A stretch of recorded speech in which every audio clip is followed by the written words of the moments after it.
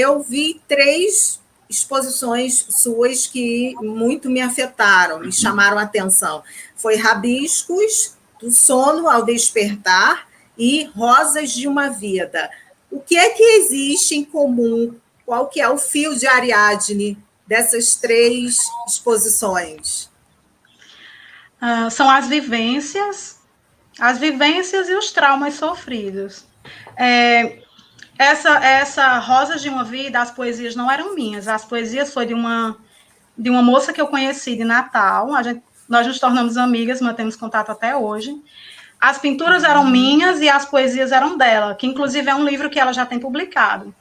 Aí eu pedi a autorização a ela, né, para poder expor as poesias dela, e eu chamei também um amigo meu, que foi justamente aquele que eu citei no começo, né, que falou que não conseguia mais identificar. Então, foi nós dois, nós fizemos algumas telas, todas de rosas, todas as telas continham rosas, e as poesias dela, né, que foi um trauma que ela sofreu também e tal, mas eu gostei muito, as poesias muito boas mesmo.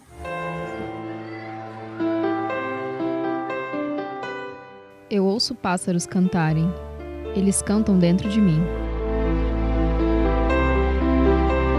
Saudade da sua voz, esse som melodioso que me fazia dançar, e tanto me fez dançar, que dancei. Tem algo mais de especial entre essas 3 ou não? Não, assim, não. Como eu falei, a questão realmente Agora, Rabiscos, para mim, foi a mais dolorosa, porque foi o auge, assim, de um período bem difícil que eu estava passando, bem difícil mesmo. E eu gostei muito, assim, como as pessoas receberam ela, sabe? Eu gostei muito, gostei bastante. Certo. Ela é, então, a que tem a dimensão mais intimista tua, né? Isso. Monocromático. Quando entraste em minha vida, o fizeste de maneira tão dura, tão crua, que a arrebentaste. Quando te segurei em minha mão, quase esqueço quem de fato és. Talvez o que tenha turvado meu discernimento tenha sido a fome. Essa fome incessante, esse desejo que me arde de vontade da tua carne. Eu queimo, sou chama ardente, e dia e noite só penso em te queimar também. Eu quero aqui falar com os nossos telespectadores, né, que estão acompanhando esse nosso bate-papo, que pode estar curtindo o nosso programa não só pela TV Sinal, que é retransmitido, mas também pelo canal Conexão FVJ. Acessa também o Facebook e Instagram da FVJ. Dá um joinha lá para a gente, que com certeza você vai ficar por dentro de tudo que está acontecendo. E dando continuidade aqui ao nosso Vale Conexão, hoje com a poetisa e ilustradora Cida Veríssimo, a professora doutora Nazaré Pena, filósofa e economista, e a pedagoga e graduanda em psicologia Marciele Santiago. Céu trincado. Quando penso que esqueci, meu pensar rememora o que você me fez. Suspiro, me estiro, me viro de lado para te olhar de lado. Expectativa. Odeio como essa situação me afeta. Odeio como tudo me afeta. Odeio me sentir como um inseto, preso numa teia de aranha. A expectativa da espera, do fim, da consumação das coisas. Odeio também não odiar o sorriso dele, cheio de promessas. Cida, e agora conta pra gente o que é Entre Letras e Pincéis. É um novo livro? É uma nova exposição? O que é que você está fazendo entre letras e pincéis? Sim, eu pretendo publicar, né, essas poesias junto com as imagens. Na verdade, esse sempre foi meu intuito desde o começo. E eu tenho conversado com um editor, mas, assim, a questão do financeiro que não me permitiu ainda, sabe? Mas eu quero que ele organize para mim, pelo menos ele organize tudo e deixar o ponto de publicar. Inclusive, já conversei com ele falou que a publicadora eles fazem esse tipo de serviço. E eu pretendo, sim, unir a imagem e a letra.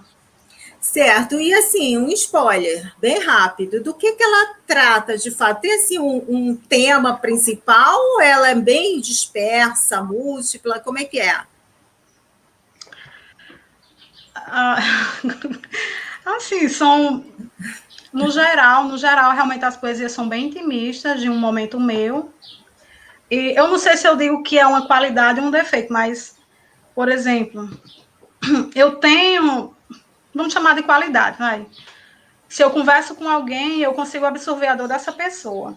E tem poesias lá que não foram exatamente minhas, né? Foram minhas, mas de maneira indireta. Mas, às vezes, no meio de uma conversa, uma determinada frase, assim, que me marca, e daí eu consigo escrever e tal. É como se a dor da pessoa fosse minha, sabe? Às vezes isso é muito chato.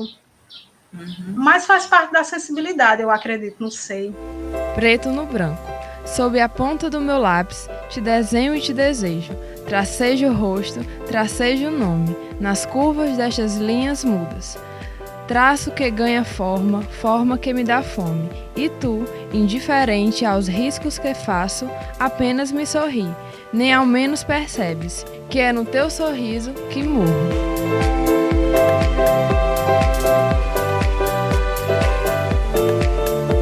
Que encanto havia quando nossas mãos se tocavam? Seria apenas ilusão? Fantasia? Quanto a mim, era a despretensão que me guiava a te tocar. O modo cálido como me sentia ao ter teus dedos. A gente sofre duas vezes, né, Cida? A gente sofre justamente. Mesmo pelo outro, né? Nazaré, você já sentiu alguma dificuldade de publicizar a sua pintura por conta de uma sensibilidade muito aguçada ou de um intimismo que era tão seu que você não queria compartilhar com o público?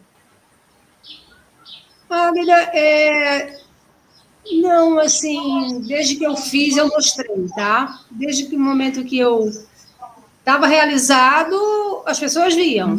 Agora, às vezes, você, Cida, deve sentir isso muito. A gente vive numa sociedade extremamente preconceituosa, né? Então, inclusive, aquela repressão que você teve e tal nas redes sociais aí, é o puro preconceito. Então, esse preconceito contra a mulher, ele existe, né? E a gente sabe, a gente sente, né, que ele está aí. E que a gente é perseguida até, né? Se você tem algum talento, alguma coisa, as pessoas vão até dizer, epa, não aparece muito não, porque você é mulher, fique no seu lugar.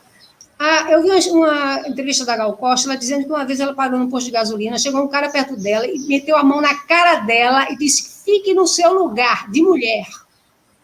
Imagina uma estrela, né, como ela é internacional, e levar um tapa na cara porque ela não estava no lugar de mulher para esse machista incontrolável, né? Então, a gente vive numa sociedade extremamente agressiva por mulher, né? Terrível. Mas a gente tem, né, Cida, eu acho que o seu trabalho é excelente nesse ponto, porque você toca num ponto nevrálgico, nesse ponto nevrálgico, que é essa questão que é a luta da gente. Vamos ter espaço, vamos ter lugar, vamos ter nosso lugar de fala, vamos dizer o que a gente sente, do jeito que a gente sente. Sem ninguém estar dizendo, olha, está certo assim, está errado assim. Não, a gente tem direito a tudo. Afinal de contas, a gente, né? Por que ser diferente? Por que a gente tem lugares, né, ter enquadramentos? A gente devia ser livre para fazer como a gente quisesse, o que a gente quisesse, quando a gente quisesse.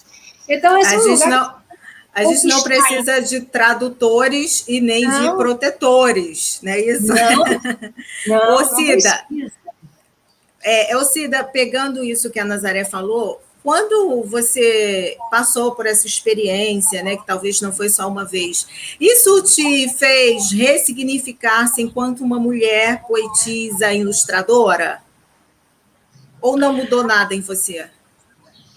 Sim, mudou no sentido de eu enxergar o peso daquilo que eu fazia, porque até então a gente só faz, entende? A gente só faz porque é a nossa maneira de se expressar, mas quando isso acontece, a gente entende o peso que tem isso. E, de certa forma, foi bom. Mas, realmente, assim, também como eu escrevo poesias eróticas, eu tinha, inclusive, uma página no Instagram que eu gostava muito de postar. E, realmente, assim, eu recebia muitas mensagens que... Mas a gente... Não eram agradáveis. Nada agradáveis. Não. Certo. Abstrato. É tudo tão abstrato, os traços dele, a cor da pele dele, o molhado da língua dele, o rastro de nicotina deixado em minha tez. Chove lá fora e aqui dentro. O dia de hoje amanheceu cinzento. Parece que lá fora vai chover. No entanto, a natureza parece tão triste quanto eu. Ô, Marciele, me diz uma coisa.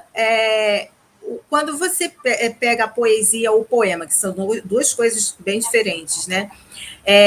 Que é ilustrado, que é o caso da obra da Cida, o que mais pulsa em você? Que faz com que você, poxa, eu quero ler isso daqui, eu quero saber por que ela desenhou isso. Como é que é esse processo de sensibilização dentro de você? Na verdade, por eu realmente não, assim, na minha infância eu não fui apresentada a tanta poesia e poema como eu gostaria, né? Isso veio após ao ingresso na faculdade. Mas, para mim, é de uma forma tão interessante quando chega a mim, principalmente quando eu me reconheço naquela ilustração. Quando eu encontro representatividade. Quando eu sinto que eu não estou só nas minhas convicções, nas minhas afirmações sobre a vida. Então, tudo isso é muito interessante, principalmente para a construção do ser, né? Quando você diz, nossa, eu não estou só, realmente tem alguém que está falando tudo o que eu quero dizer. Então, isso é maravilhoso, isso é massa. Que bacana. Cida, quais são as principais dificuldades que você encontra para poder expor teu material? Eu acho que a questão de local não é nem tanto a dificuldade, eu acho que é o público mesmo. Por exemplo, aqui onde eu moro, na comunidade que eu moro, tem vários artistas, assim, não que fazem o mesmo trabalho que eu, mas eles também são muito bons no que fazem. E eu pensei até em montar uma cooperativa junto com eles e tal, mas aqui não tem público, entendeu? É difícil as pessoas gostarem de arte, é difícil as pessoas gostarem de ler e ainda mais poesia. Isso me incomodou por um tempo, mas hoje não mais, assim. Eu faço porque agora eu entendo que é uma necessidade minha, né? Como o outro vai receber, se trata mais dele do que eu, né? Essa questão. Mas, Cida, uma coisa interessante para nós não esquecermos é que a sua missão, né? Ela não depende do outro. E quando você afirma que as pessoas elas não têm interesse até agora, no momento, mas elas podem ter esse tipo de interesse, como eu tive com relação à leitura recentemente, que eu não tinha. Então, elas podem mudar essa percepção sobre a importância da leitura, a importância da arte, e até para a vida delas, né? Eu acho que um ponto interessante é essa questão da representatividade que eu falei anteriormente. Quando você se conhece na poesia, você se reconhece, isso é fundamental, essa ligação, ela não é quebrada. Isso é interessante, e aí me leva a pensar uma coisa, Cida. Qual que é o papel dessa relação entre a poesia e a imagem do ponto de vista terapêutico? Não uma terapia convencional, né, normal, entre aspas, mas uma forma terapêutica também. Porque, por exemplo, na arte-terapia, que é uma das minhas áreas, a gente trabalha música, poesia, artes plásticas, artes visuais, não só para a questão da criatividade, mas também como uma forma terapêutica. Então, para você, esse diálogo, como é que ele se coloca como terapêutico? Você vê como terapêutico, de fato, antes de tudo? Sim, porque esse despertamento se deu justamente num momento de grande ansiedade. E é justamente aquilo que queima e que você tem que... E essa foi a forma que eu encontrei de me expressar, né? Então, ela tem, sim, minha vida. Ela é uma terapia, sim, minha vida. Certo, é uma espécie de amor, né? O amor é o fogo que queima, não é assim? A poesia, o poema, né?